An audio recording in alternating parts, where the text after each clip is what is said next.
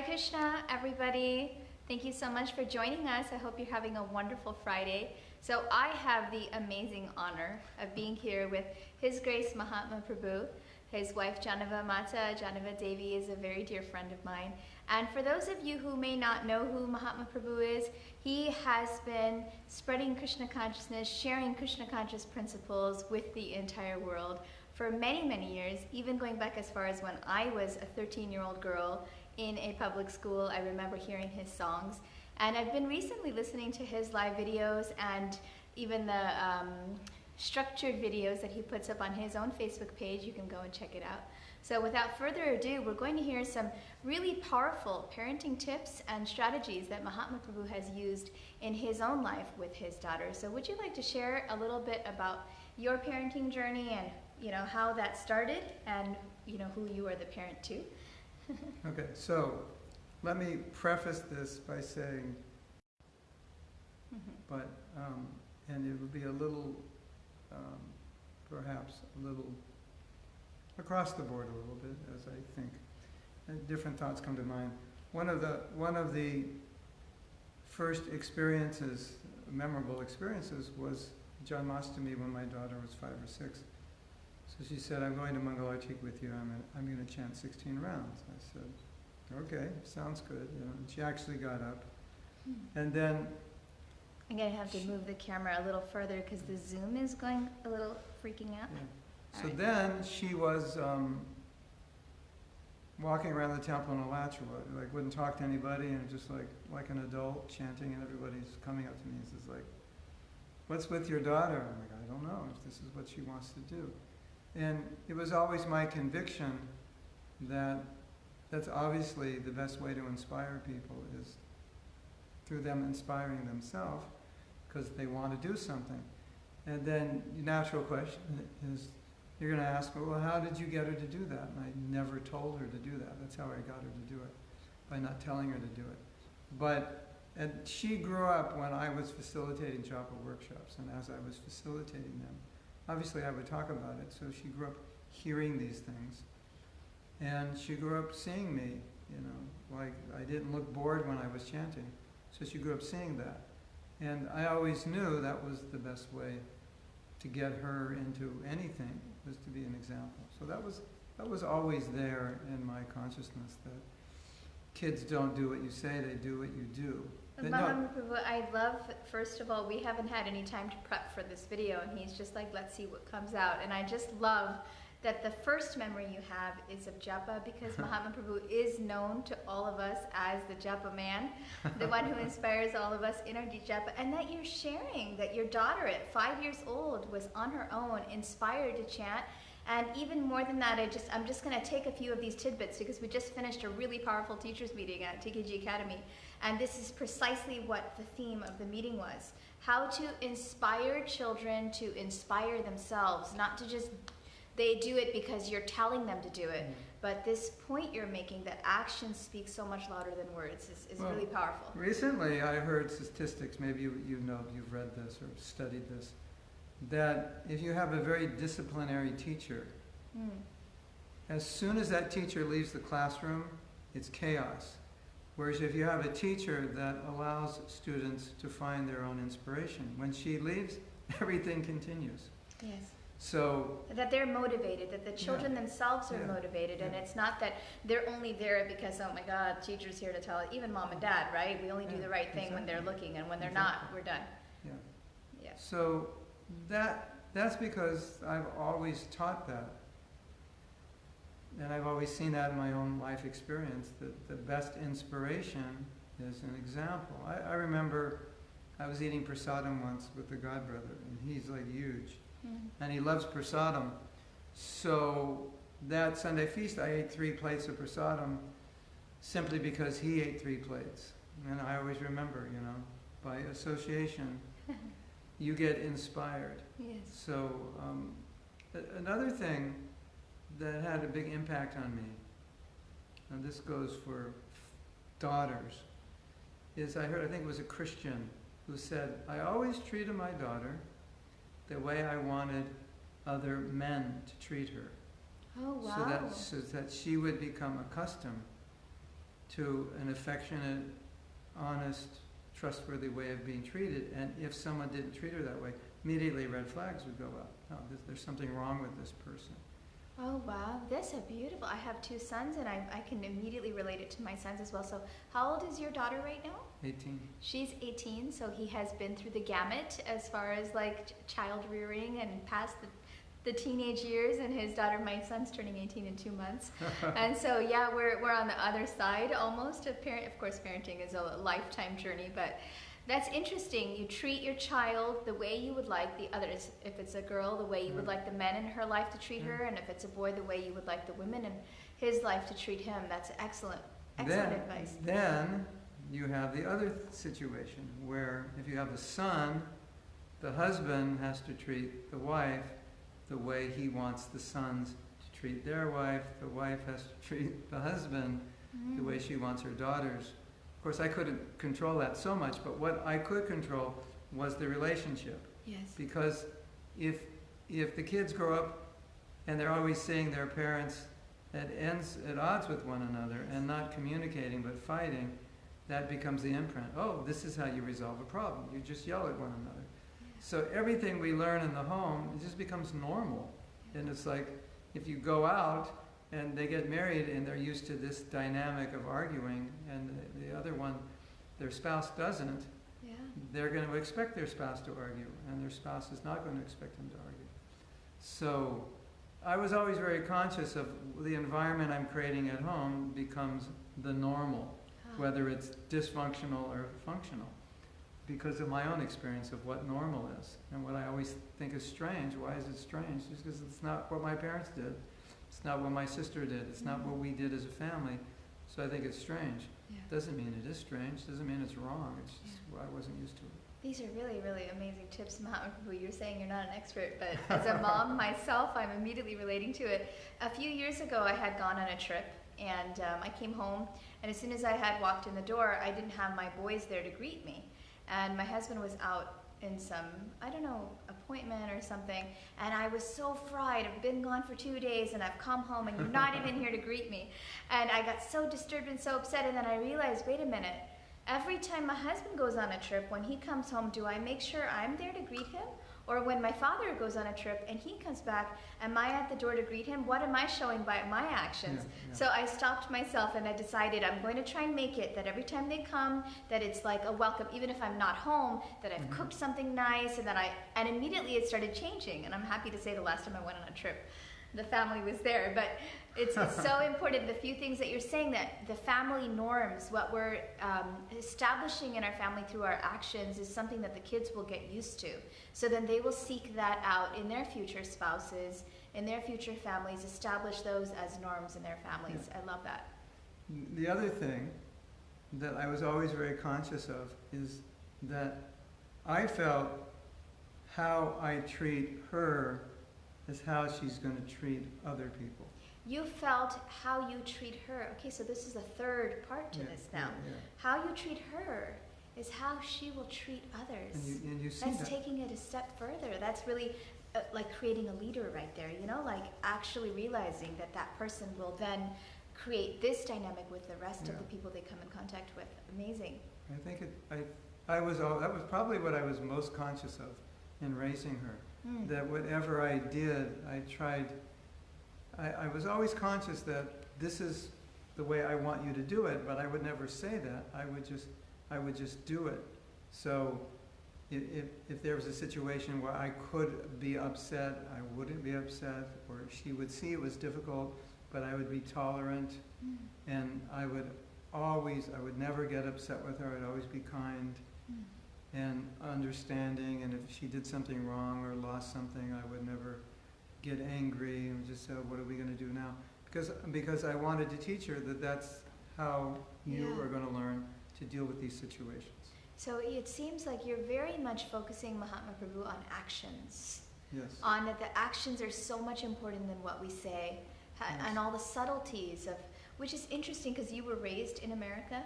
And the culture that we have in ISKCON can be very much a collectivistic culture from Asia and Eastern societies, and very much, more into actions and less on words, whereas American society is very, individualistic, and they have more direct communication versus indirect communication. So I love hearing this from you, that your behavior and the subtleties of how you acted is what you really wanted to impress on your child as she was growing up.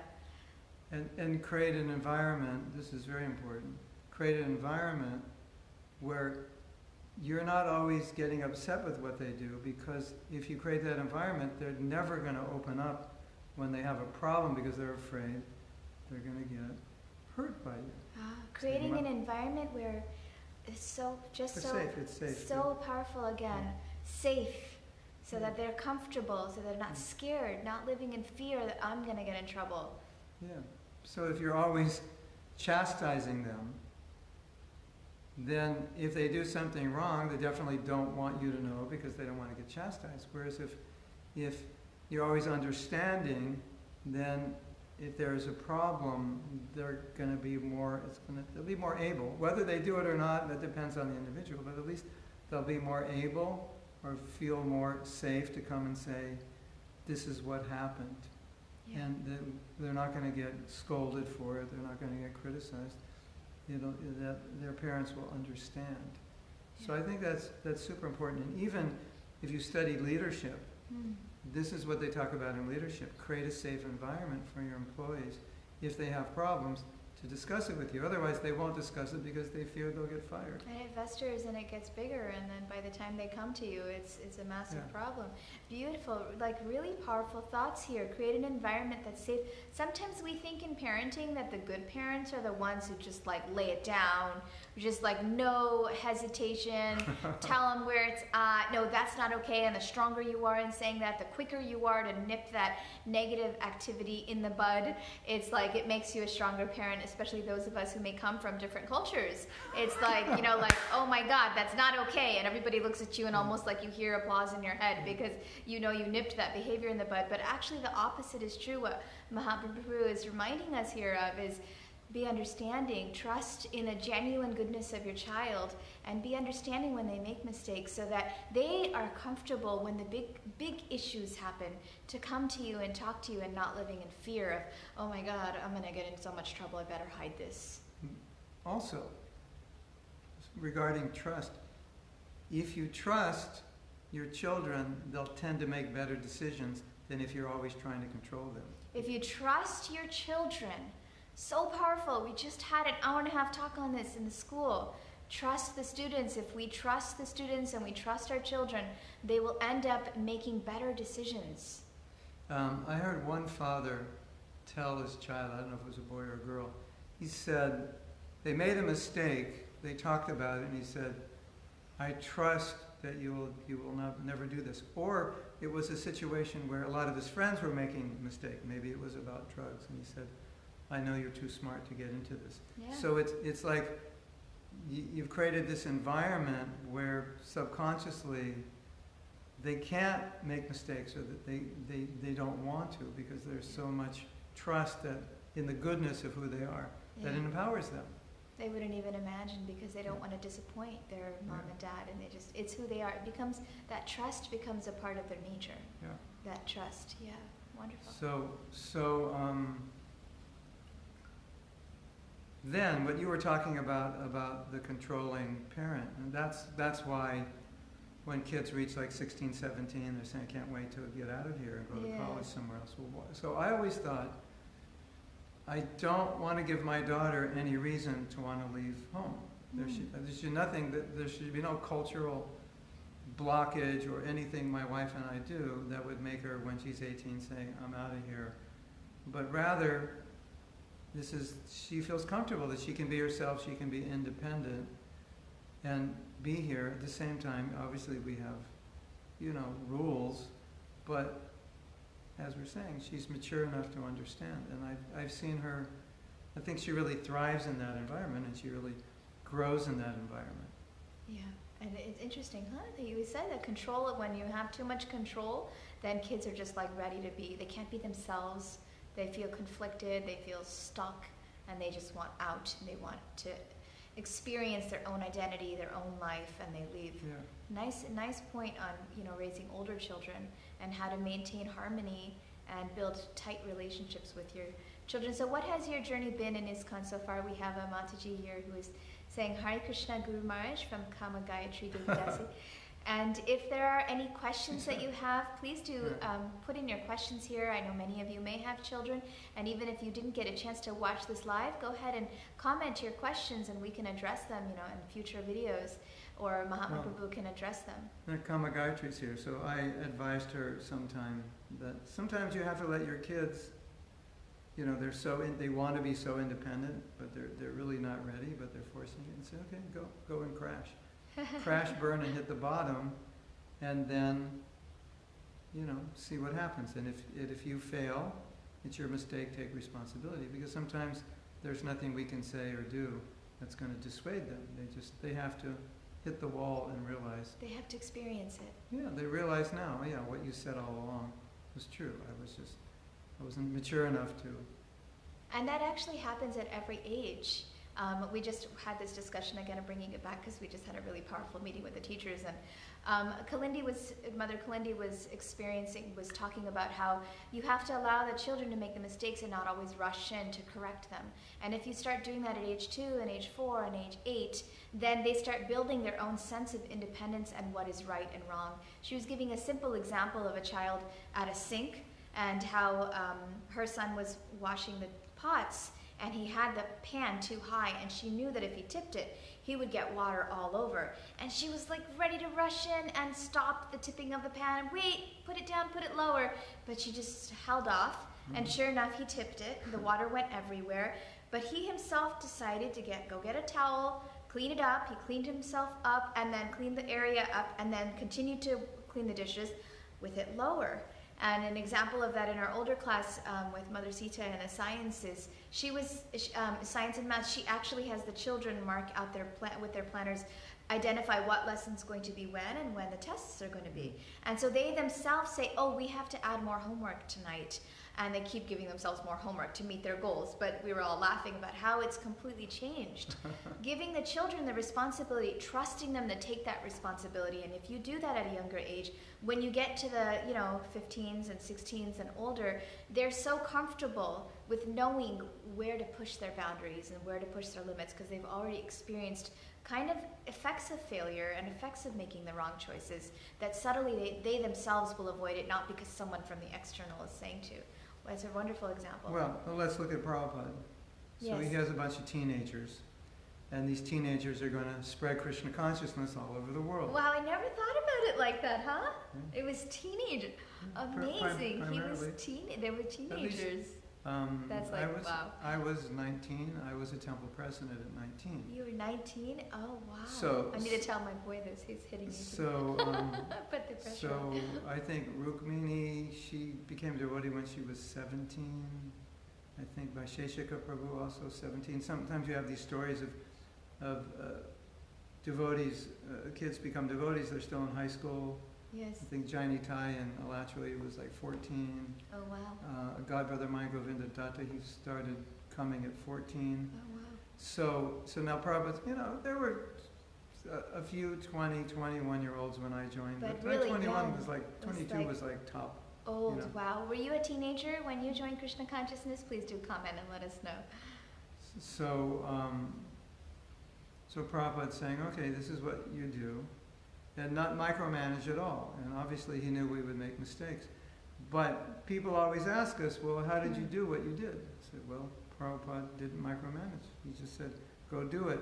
So you have to grow up into the task, right? And what better way to grow up into the task than do it?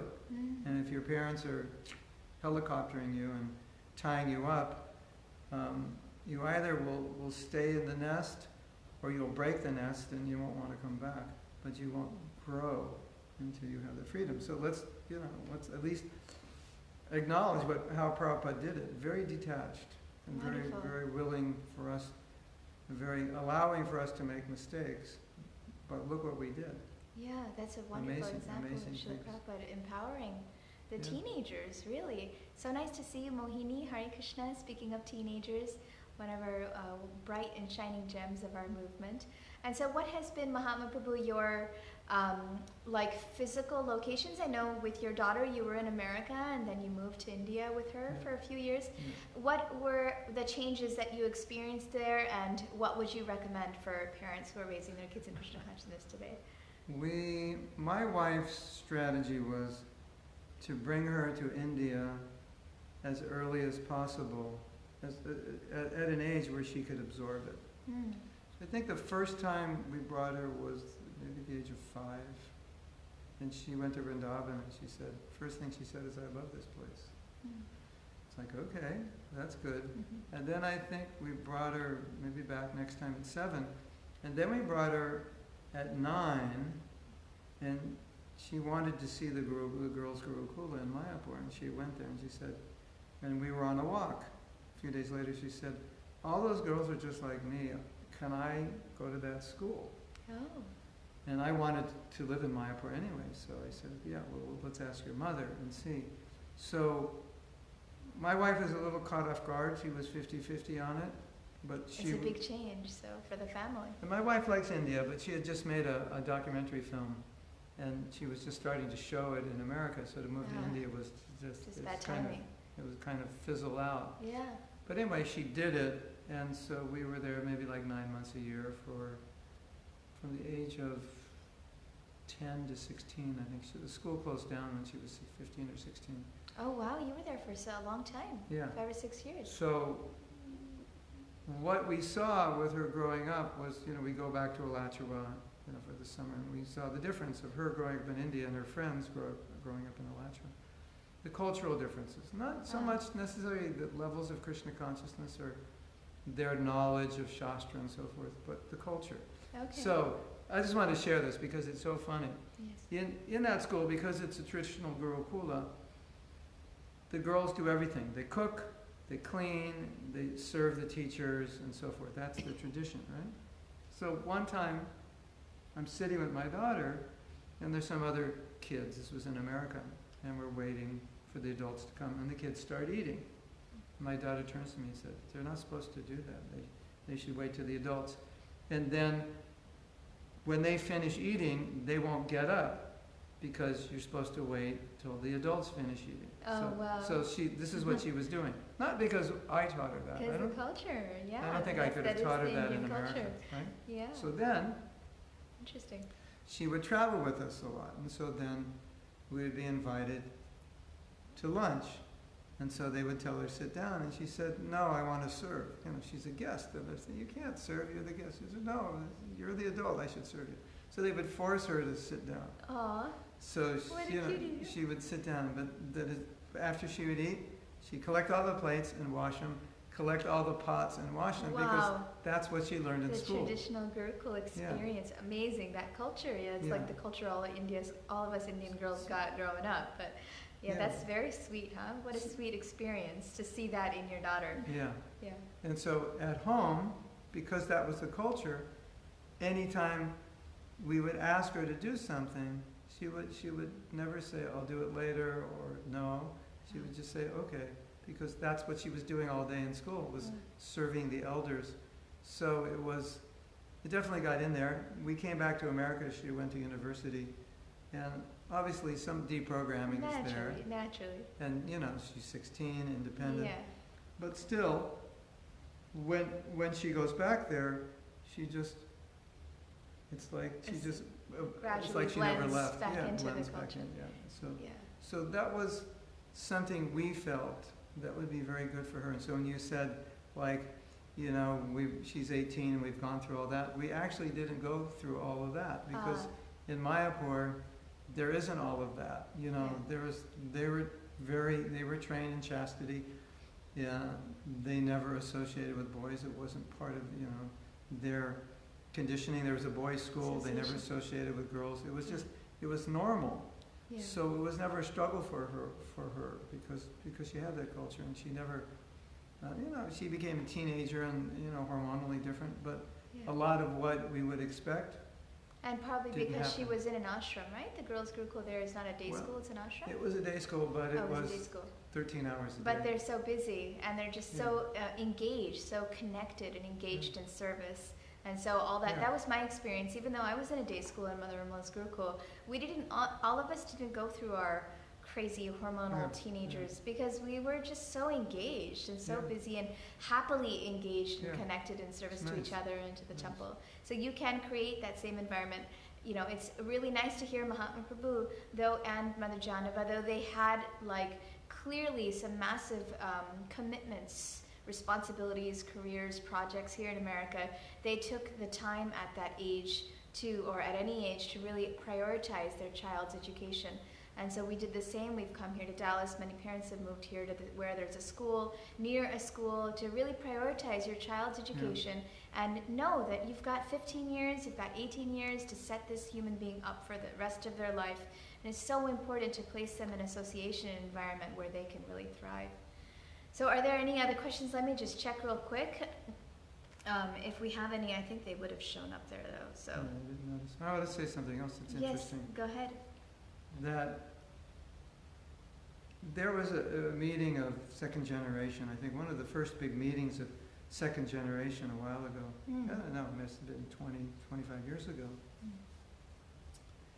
And one of the devotees said that some of the things that happened when he was growing up created some bad memories that were unsavory experiences, and sometimes he said I would try to forget. He said, but because my upbringing was so Krishna conscious, even that I would try to push it away and say, no, I want to just have a normal life. He said, so much Krishna consciousness, I absorb so much that it's just like in my blood, it's in my veins. That even, I don't think he's this way now, but at that age, when he was kind of rebelling, he said, I'd just like to forget it. And he said, I can't.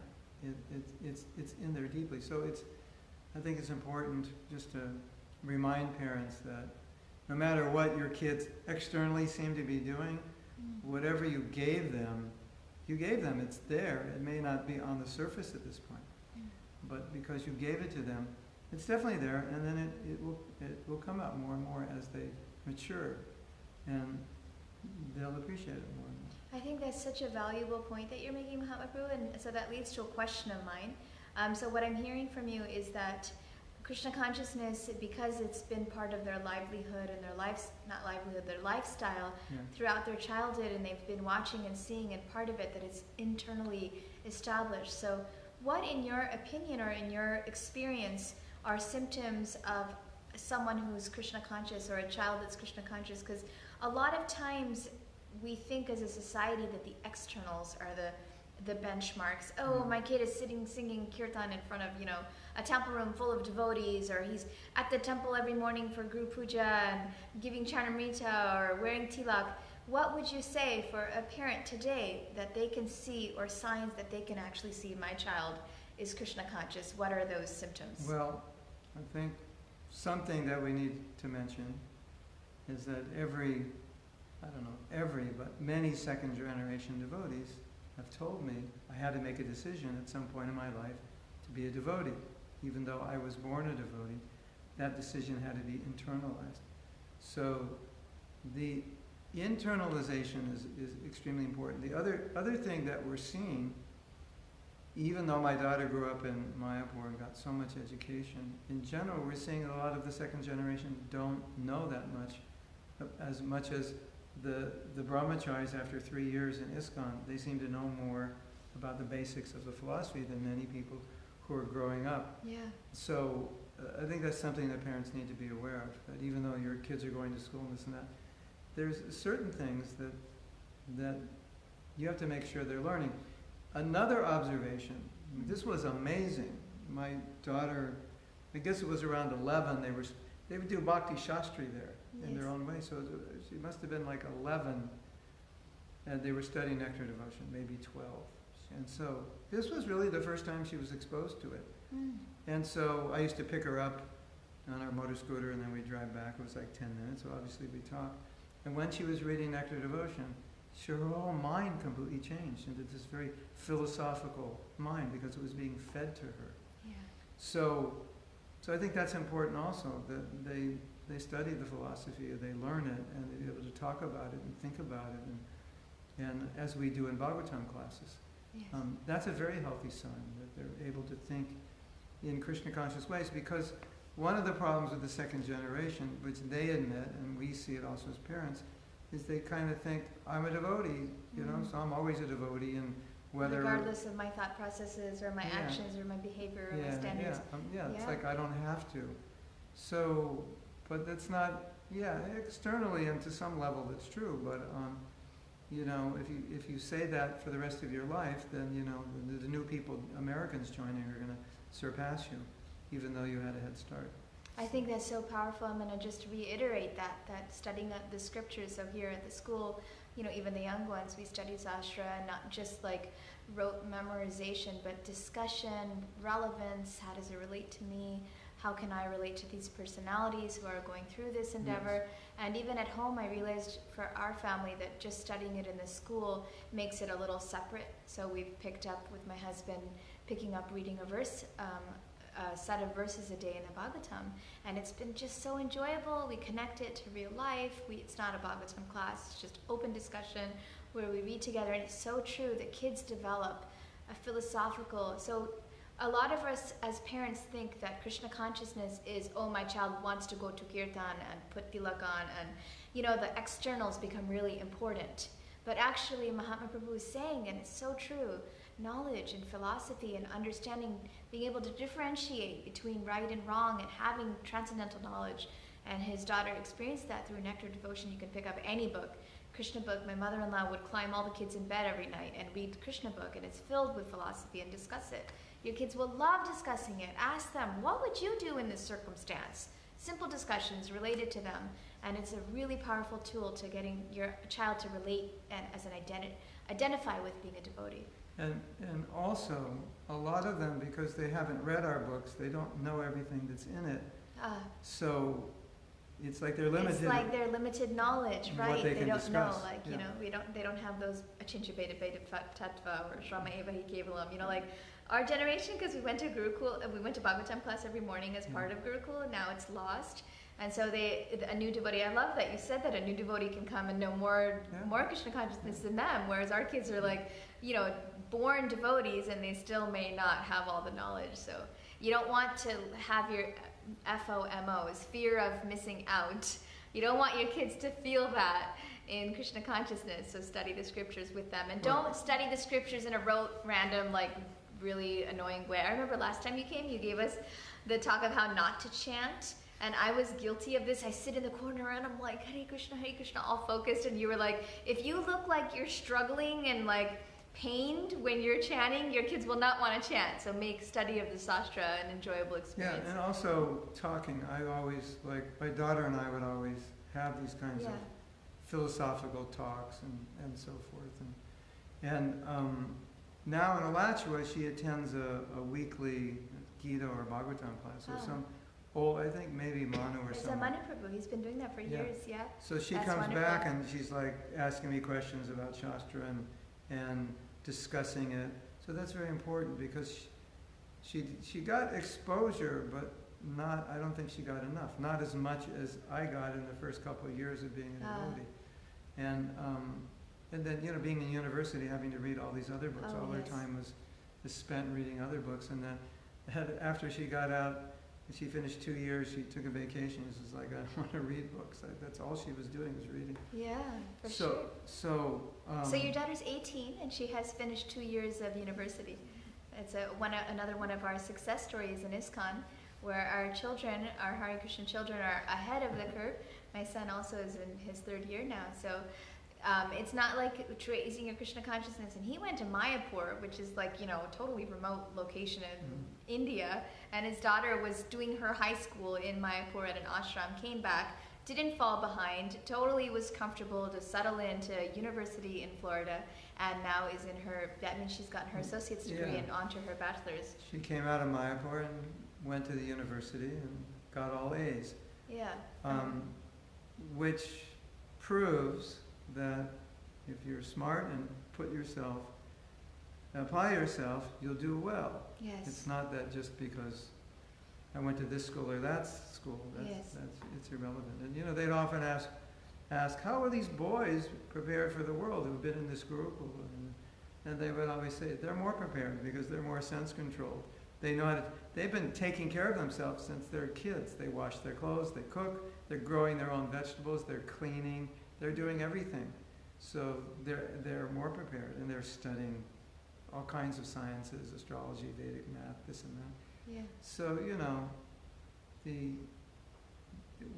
I never felt I would have a problem with her being raised there, and everyone's saying, what's the academic, what grade is she in? And I said, there is no grade in there. It's just like stare up in space. What was it, a Cambridge system? You could do that here. No, there is no system. And they're like, they're looking at me like, is your daughter going to be a failure now? There's so much fear associated in many countries, in many minority countries. There's so much fear associated with learning. Whereas learning is such an internal process, and so much more important that your child is confident that they can learn than they memorize things that they can Google today. So, yeah, of course. Well, thank you so much. This has been wonderful. We're You're so glad welcome. to have this meeting, and please hit that share button, and we will try to go live more often. If you have any questions, check out Mahatma Prabhu's Facebook page. He has amazing videos that are just very, very powerful for our own spiritual practices. And hit that share button and share this video on a friend's page who has a child. All right, thank you so much. Hare Krishna.